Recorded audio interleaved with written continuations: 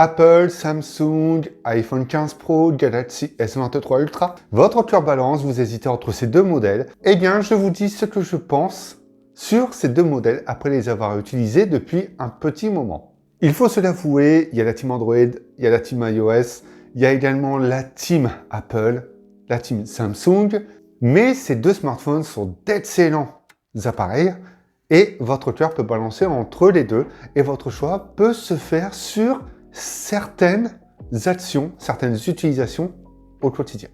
Pour commencer, Samsung a fait d'excellents choix cette année, notamment sans passer par son processeur maison la Exynos, mais tout simplement en passant par celui de chez Qualcomm qui permet d'augmenter l'autonomie, les performances générales, mais aussi d'apporter un peu plus de stabilité.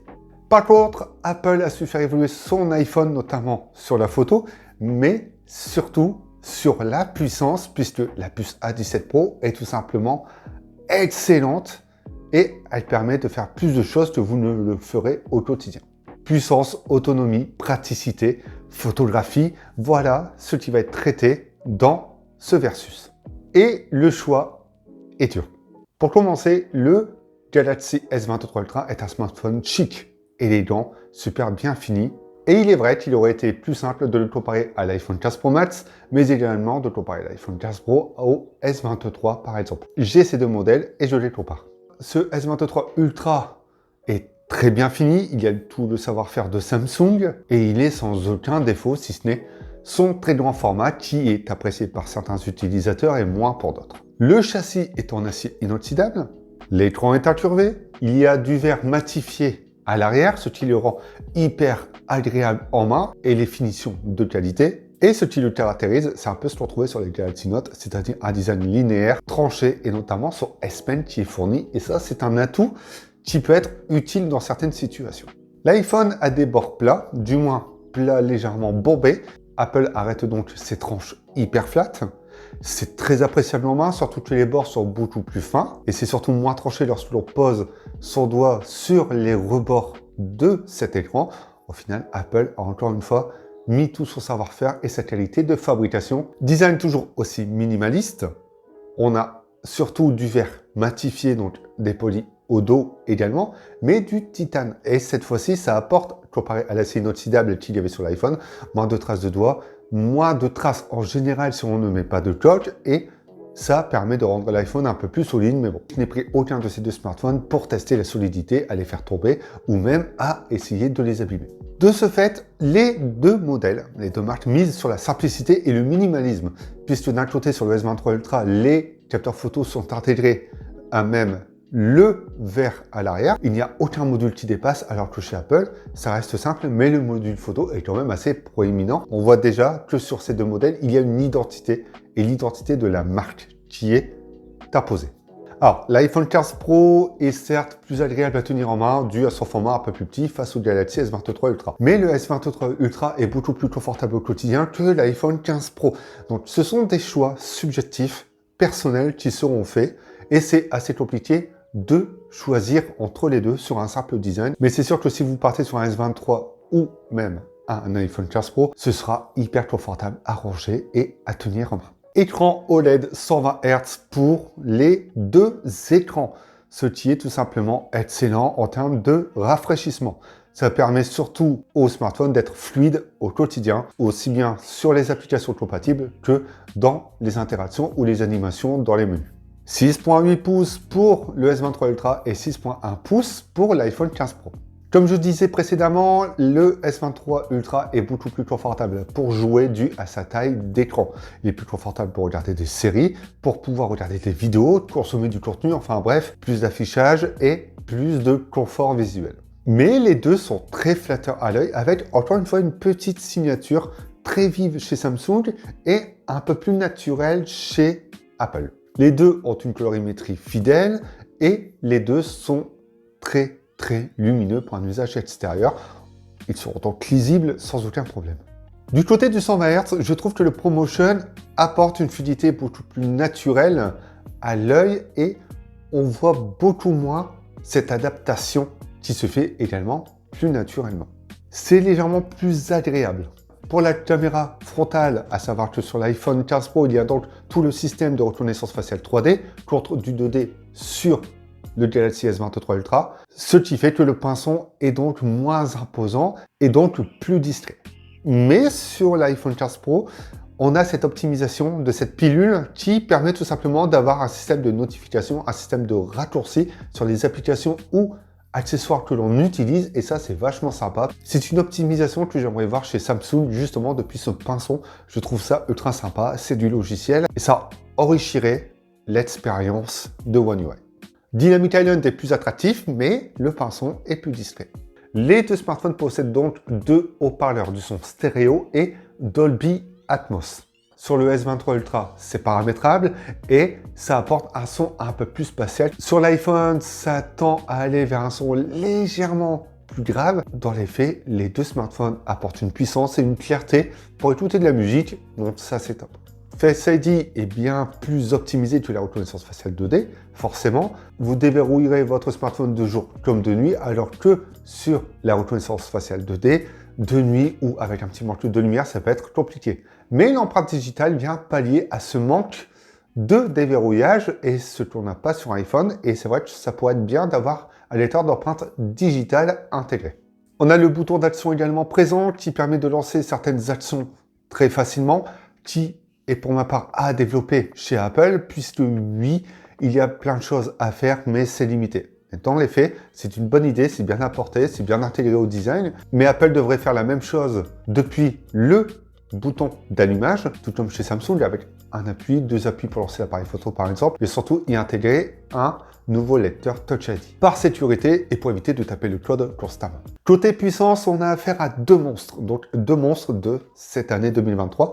Il s'agit tout simplement du Snapdragon 8 Gen 2 et de la puce A17 Pro d'Apple.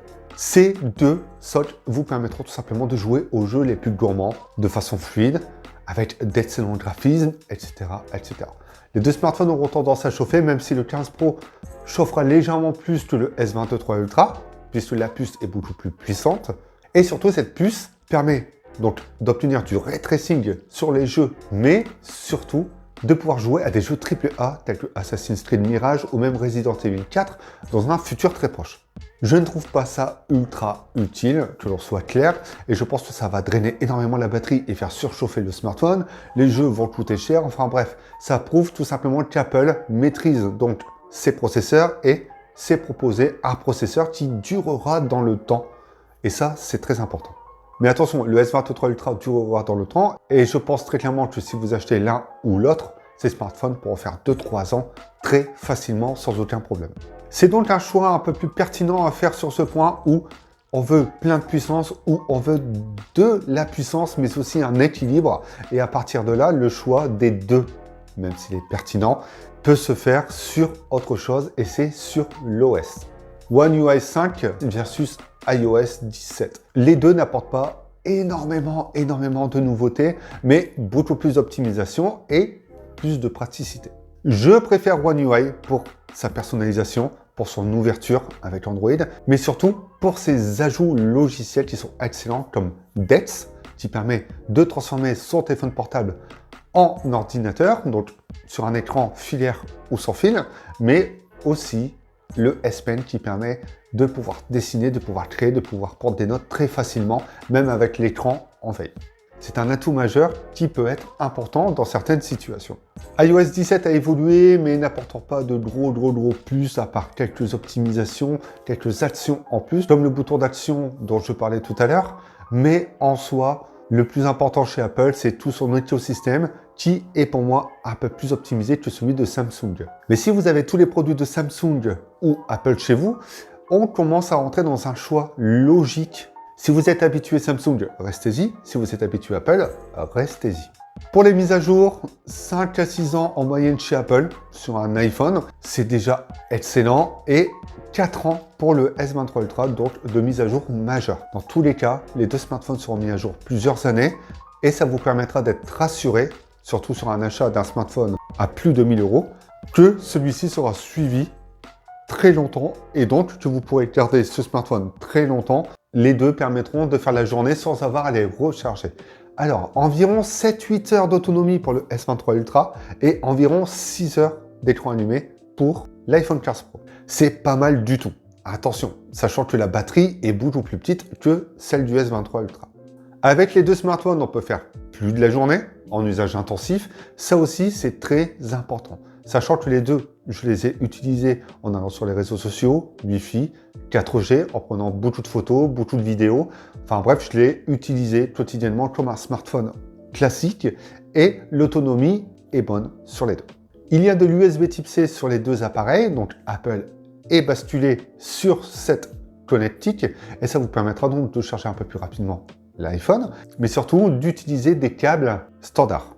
Alors, je ne vais pas vous cacher, je recharge l'iPhone 15 Pro avec le câble du Galaxy S23 Ultra et je n'ai aucun problème. L'iPhone 15 Pro charge de 0 à 100% en environ 1h30 et c'est légèrement moins en 45 watts sur le Galaxy S23 Ultra.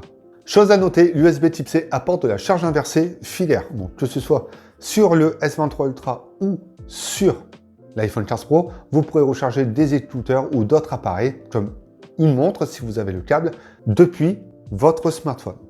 L'avantage du S23 Ultra, c'est qu'il y a la charge inversée sans fil et donc charger des écouteurs, une montre ou d'autres appareils depuis l'arrière du smartphone. Dernier point très important, la photo et la vidéo. Alors, les deux appareils ne décevront pas, ils sont très bons et heureusement. Sur la partie logicielle, je mettrai le S23 en avant. Pourquoi? Parce qu'il y a plus d'accessibilité sur certaines options, il y a plus de choix et de polyvalence, surtout accessible sur l'application photo. On a également le mode réalisateur qui donne accès à tous les capteurs en même temps. En bref, les choix proposés sur l'application photo sont meilleurs que celles sur l'iPhone, qui reste un peu plus basique. Ça ne peut pas correspondre à 100% et il y a toujours quelque chose qui est personnel, qui est subjectif encore une fois, qui peuvent déplaire. Apple a développé donc sa partie photo et propose des clichés un peu plus saturés, parfois même un peu trop saturés sur les couleurs primaires, notamment le rouge, le bleu et le vert. Samsung par contre propose des couleurs primaires, des couleurs vives, un peu plus naturelles. Mais la saturation est la signature de Samsung et on y est habitué, comparé à l'iPhone qui est un peu plus drama et qui tire donc un peu plus sur les tons chauds. Les photos prises avec ces deux smartphones sont appréciables, sont détaillées, vous pouvez zoomer dedans, il n'y aura aucun problème. Il faut aussi dire que le S23 Ultra a cette possibilité, face aux iPhone 15 Pro, de pouvoir zoomer jusqu'à 100 fois, mais aussi d'avoir un mode de 100 mégapixels, là où l'iPhone, même si c'est un capteur 48 mégapixels, prendra des photos de base en 24 mégapixels. On a aussi le mode ProRes et Log qui est ultra intéressant et qui apporte un effet cinématique et la possibilité de faire de la post-prod après la prise du cliché ou après la pose de la vidéo. Enfin bref, sur un côté professionnel, Apple donne plus de choix que Samsung. Ton plus naturel, ton un peu plus chaud, un peu plus drama, c'est à vous de faire le choix sur ce que vous préférez. Ce côté drama, ce côté un peu plus chaleureux, on y est habitué chez Apple, mais ça peut ternir un peu plus la photo face au S23 Ultra dans certaines situations. Je trouve que le S23 Ultra a un petit problème, c'est son focus, sa mise au point, qui peut être légèrement perfectible dans certaines situations. Là où sur l'iPhone 15 Pro, justement, cette mise au point est excellente. Le mode macro s'applique sur les deux automatiquement, mais encore une fois, la mise au point sur l'iPhone est quand même meilleure. Mais ce qui va jouer, c'est le rendu global de la scène. Et là, Samsung est au-dessus. Il y a moins de distorsion sur le très grand angle, les capteurs sont beaucoup plus cohérents, les photos sont parfois moins surcontrastées, surtout avec le mode HDR que sur l'iPhone. Et pour l'iPhone, on a ce gros problème d'HDR. Une fenêtre brûlée, il ne saura pas aller chercher l'élément derrière, là où le S23 Ultra saura le faire. Et c'est un problème que j'ai toujours eu chez Apple. On a également en HDR des soleils qui explosent, du surcontraste. On a aussi du flair présent de jour comme de nuit, et de nuit c'est encore plus présent. On a cette patte qui est toujours présente et qui peut parfois gêner une photo. Et même si l'on décale de quelques mètres, donc soleil face à nous ou soleil derrière nous, le résultat sera trop changeant et l'algorithme permet de bien retravailler la photo, mais dans certaines conditions, l'algorithme de l'HDR est pour moi un peu éclaté. Et c'est ultra dommage parce que même de nuit, on va prendre la photo d'une route, on a des lampadaires qui ont du flair, donc la lumière s'éclate un petit peu. c'est normal, mais c'est beaucoup trop présent sur l'iPhone.